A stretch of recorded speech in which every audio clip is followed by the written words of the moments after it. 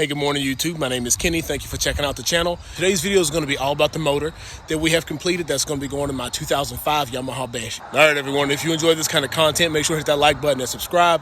Turn on that notification bell. Share this video. Drop a comment down in the bottom. It helps out that YouTube algorithm, and it'll help this channel grow.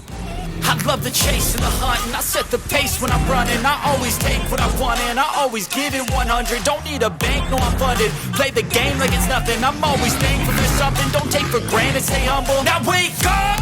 It's time to look at the enemy. All right, everyone, so here we are. We have our 4-mil stroker build done from my 2005 Yamaha Banshee.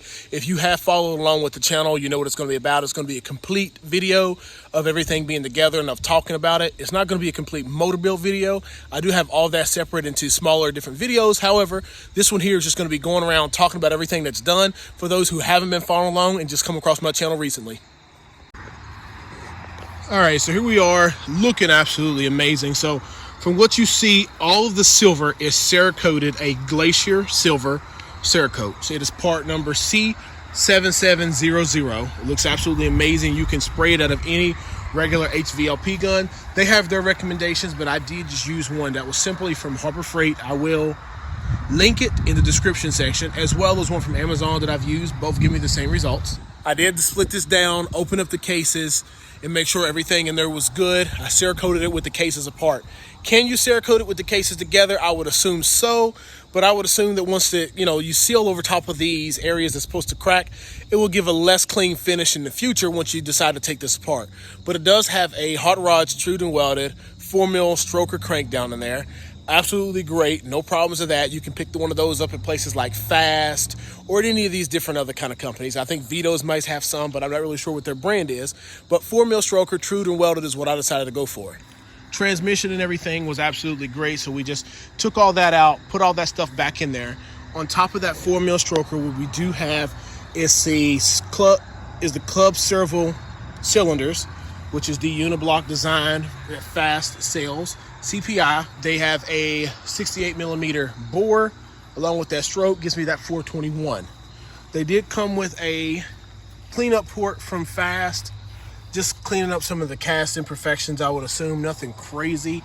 I could have went further and went somewhere else and got more of a trail port and things, but I think that this is going to be great for what I'm going to be doing with it. So the hardware is what came with it. I powder coated all of that in Illusion Orange. I got that color from Prismatic Powders. We are using the stock hose that comes around with it, as well as we powder coated the nuts. And as you see, these bullets up here, these spikes. Now, when you buy this from Fast, it does come with these 2 bolts here. And these ones did not come with it, but they came with the bolt kit for up top. Comes with all that. You're going to make sure you're going to need these 2 because that's a tight corner to be able to get anything in, and you're going to have to use a box-in wrench.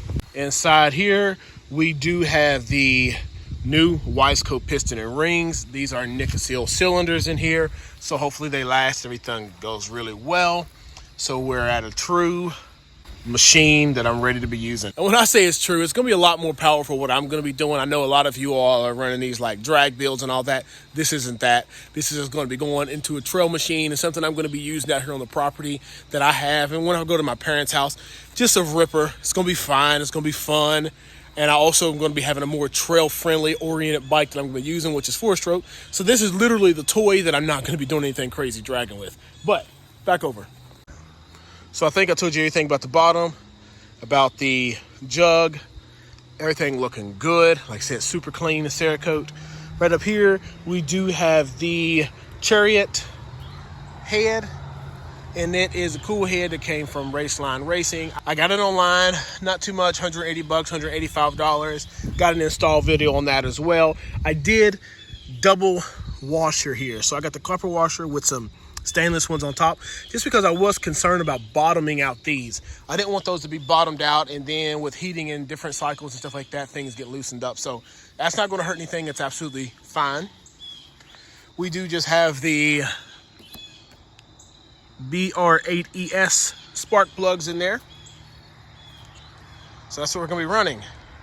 Let's go here on this side. On this side, we do have the Fast Stator side cover, OEM Stator, OEM flywheel in there. We have it +4 in there as well. Back here in the back, we do have the DRW K-Saver. It fits right underneath there, and as you see, everything went through fine with the shifter. It will be having it does have a 14 front tooth on there, brand new from JT's Sprockets. Wires come up through the side with actually no issue. And you make sure once you put that clutch side cover on, you adjust it to where this arrow is lining up straight with that. That is the reason why I left that on there, is to make sure that that was able to line up good. Up here, one thing is when I did have the chain slap here and having the DRW K-Saver up here, I just didn't want to prevent any further damage, but I did just put a bolt back here just to give it a clean look and have all the hardware there, rather than that just having a hole in it. On this side, we did do the Shift Star aftermarket mod, so it's a little bit of rounded edges along with the Shift Star, the little shift selector thing that has the little arm that has the bearing on it. We want that roll for the shift as easy as possible. We cut the OEM clutch basket because there was no issues with it, no wear marks, no grooves. Decided to run that.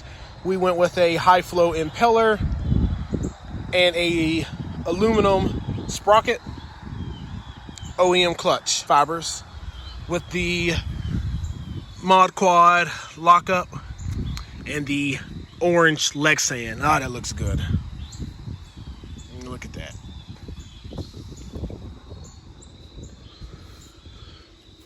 Man, it comes out to being a really nice looking motor. It's going to be up in there. I am going to run the factory coolant lines. The quality of those is real good compared to some of the cheap ones that you find online. Some of the cheap ones, what I've noticed is that they fade. Yeah, I think that I had bought a set of cheap ones for my LTR maybe, and then shortly after they did kind of fade. I mean, they held the fluid, but they did not keep the color that I wanted, so I'm just going to go ahead and stick with black. Now, I am going to run a temperature gauge, but there are a couple of aftermarket options that I have seen that actually go in line, and they have like a digital reading that you can keep up on the handlebars. You all let me know if there's something that you all have had any experience with, and if you recommend it. If you don't recommend that, you recommend the just typical, analog one or whatever you want to call it with the little arms that go around. If you want to just think I should run one of those, let me know, and then I will decide what I'm going to be picking in the future. So all the hardware that we are seeing is stainless steel, and it all goes down into the aluminum, so everything has NECs on it, so you'll be able to get it all out. This is just a cheaper aftermarket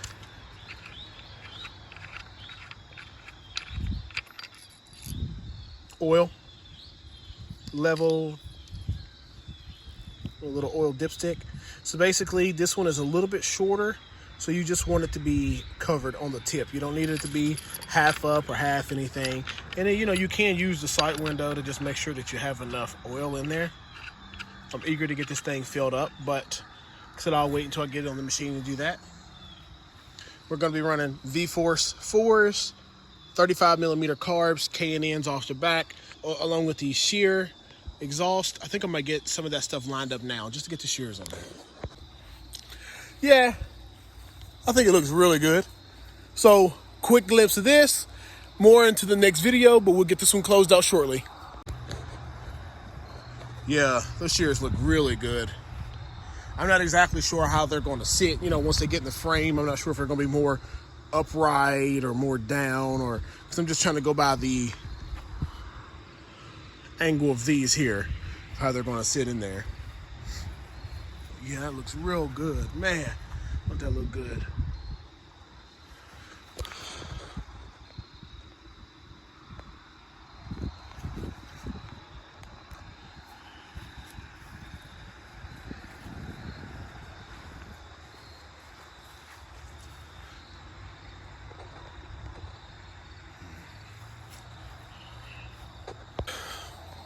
All right, everyone, that's going to conclude this wonderful video. Hopefully we'll be hearing back soon about getting that frame from the powder coater so we can get this thing put together. But we're narrowing down our parts. We just kind of have the axle, the hubs, the front hubs, rear hubs, brakes, a couple little items left that we have to get done, and then we'll be getting this machine put back together.